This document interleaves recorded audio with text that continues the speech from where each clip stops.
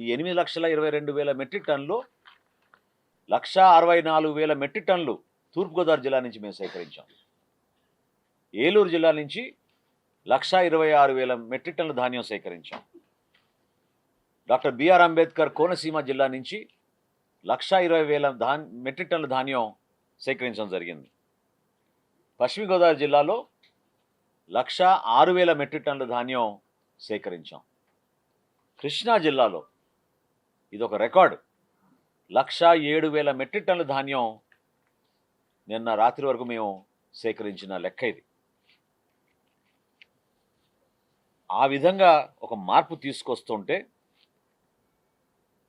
జిల్లాల వారీగా కూడా నేను మీకు వివరాలు ఇస్తాను. ఉదాహరణకి కృష్ణా జిల్లా తీసుకుంటాను.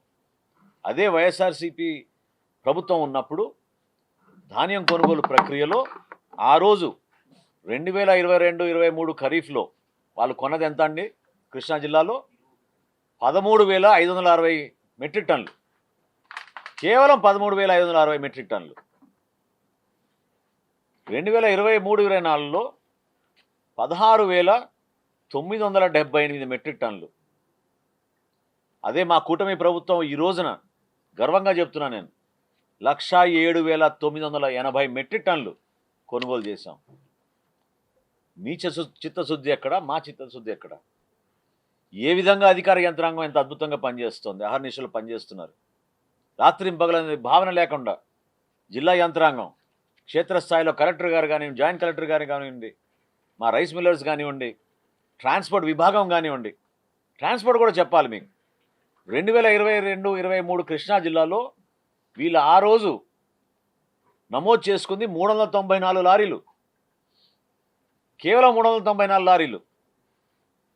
2023-24లో వాళ్ళు నమోదు చేసింది 455 లారీలు.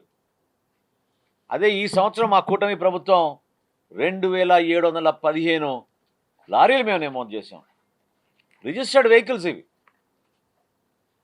క్షేత్రస్థాయిలో రైతాంగానికి అందుబాటులో తీసుకొచ్చే విధంగా ట్రాన్స్పోర్ట్ ఆపరేటర్లు కూడా ఇబ్బంది పడకూడదనే ఉద్దేశంతో గత సంవత్సరం బకాయిలు, అంటే గత సంవత్సరం మేము ఖరీఫ్లో రబీలో ఏదైతే ట్రాన్స్పోర్ట్ వెహికల్స్ వాడామో ఈ 3 జిల్లాలకి గాను కృష్ణా జిల్లా, పశ్చిమ గోదావరి జిల్లా, ఏలూరు జిల్లాకు సంబంధించి 9 కోట్ల రూపాయలు అదనంగా చెల్లించాల్సిన బకాయిలు కూడా ఈరోజే ఆ ట్రాన్స్పోర్ట్ ఆపరేటర్లందరూ కూడా మేము చెల్లించడం జరిగింది.